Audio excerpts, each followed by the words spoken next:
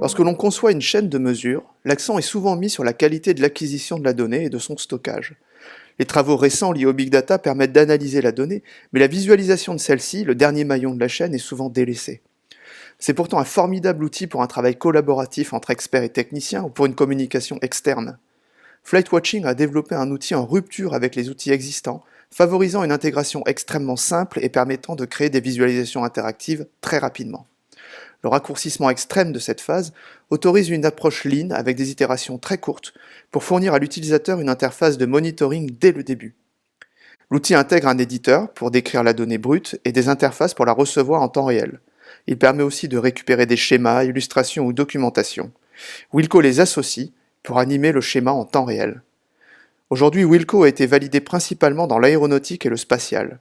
Il a été intégré par Dassault pour de la maintenance du Rafale, par EasyJet pour faire de la maintenance prédictive, par un MRO pour du suivi de moteur en temps réel, et au sein de l'ESABIC pour le suivi de la sonde Rosetta.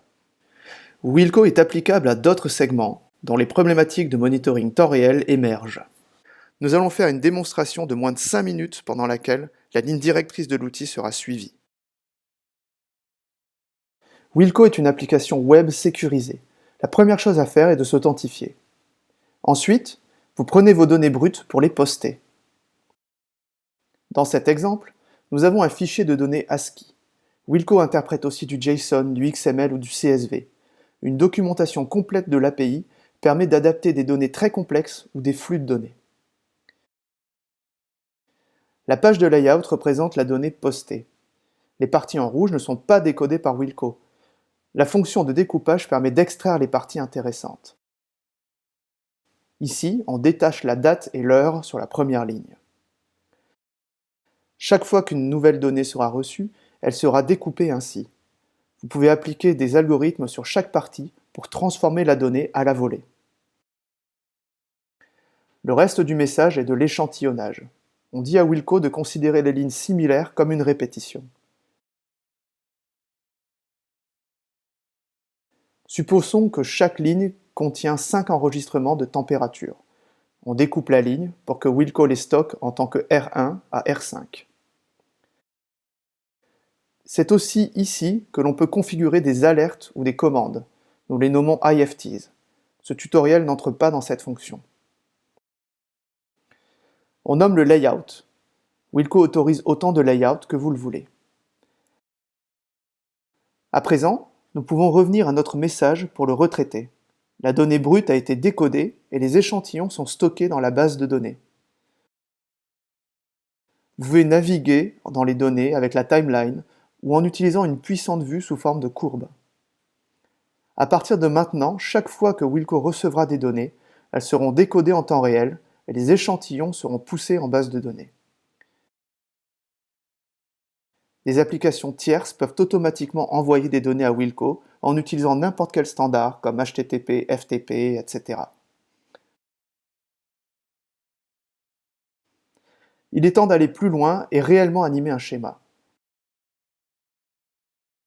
Prenons un plan vectoriel sur Internet, de Wikipédia par exemple, et supposons que la donnée brute représente des températures de pièces.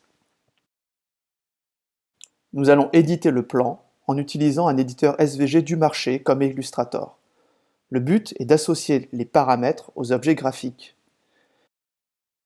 L'association est un processus très simple. La convention est que le nom de l'élément doit contenir _anim, et Wilco fera de son mieux pour associer les valeurs.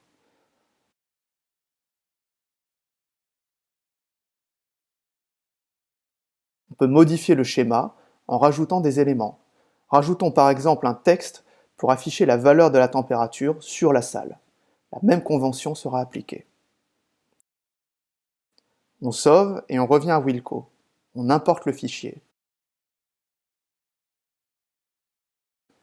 Wilco a détecté les _anim et on peut lui suggérer d'utiliser une association automatique.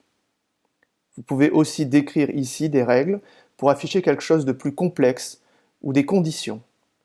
Nous allons simplement afficher la donnée brute.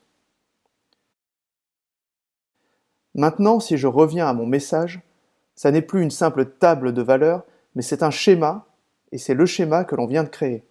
Comme on peut le voir, les éléments sont colorés dynamiquement et le texte est rempli. Le schéma est synchronisé avec la base de données. Rajoutons la possibilité de zoomer dans notre plan.